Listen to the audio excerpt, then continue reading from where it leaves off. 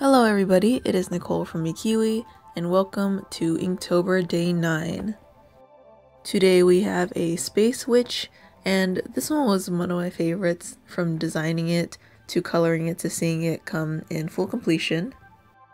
Maybe one of the main reasons is because she's in a backwards pose, which I don't usually do a lot, or maybe because she incorporates a little bit more of the cartoony aspect that I've been practicing on.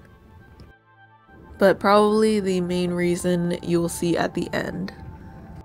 So for her design, I didn't really know what to do for a space witch that didn't include a astronaut helmet, because being a space witch, I don't think she would need an astronaut helmet if she was to live in space, or at least in the sense that she would already be there and not visiting. Her design was inspired by Ulala from Space Channel 5, and the only reason why I know her is because of Sega Superstars Tennis. The main thing that inspired me from her design were these rims that she had around her clothes. Specifically, like at the end of her dress, it had a rim of white, and that's kind of what I used in my design. I also gave her these rings around her hat and her waist area to kind of represent the rings of Saturn and just in general space. And for the rest of her design, I contrasted with sharp edges. And the reason why I did this was because when I think of the future, I kind of think of everything being angular or edgy. When we think about the future, especially in movies and such, you see things like robots and mechs, and when I think about those, I think that they're hard-edged and usually pretty angular and mechanical. So because of this, I decided to make her hair straight and cut in a definitive line. But if you look at it closely, it is actually asymmetrical. I also added diamond shapes on her back and then cutouts on her pants. For the color, I chose this dark blue, and it is a Winsor & Newton marker in V234 Indigo Blue.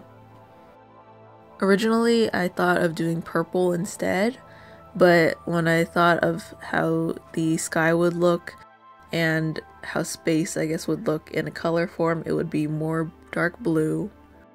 Of course, galaxy things are more blue, purple, and pink, but I could only use one color according to my own rules. So for the color scheme, I knew that I wanted the rings to be white just because it would make it stand out more, and because of this I knew that the dress and the hair had to be other colors besides white. Since white was the kind of separator between the colors, I ended up using a lot of blue and black in between. So I chose her hat to be blue, and then I made her hair black, and then the dress blue, the pants black, and the boots blue. And if you haven't noticed already, the color of their lips and their eyes are just the color that I choose. Thinking back, I could have done the opposite where I made her hat black and her hair blue, but I do like how this one turned out. However, having the hair black does contrast with her blue lips, so it makes it pop out a little bit more than if she had blue lips and blue hair. In order to differentiate the bottom of her feet compared to the rest of her leg, I just used a fine liner and shaded in the bottom. So finally, the last part that is my favorite was adding the little stars and sparkles in her hair and her hat. Now originally I was going to only do her hat, but I thought it would be cool to have her hair to also be like a night sky. And that way she could actually be the space witch instead of just having a space hat. And for this, I just used the Sakura jelly roll in white. So overall, I really like how this one turned out. She's actually one of my favorites, and was kind of one of my favorites from the very beginning when I started sketching her. I hope you guys enjoy her as well and enjoyed the video. So with that, I want to thank you guys so much for joining me today. Keep drawing, keep painting, and I'll see you guys tomorrow. Bye!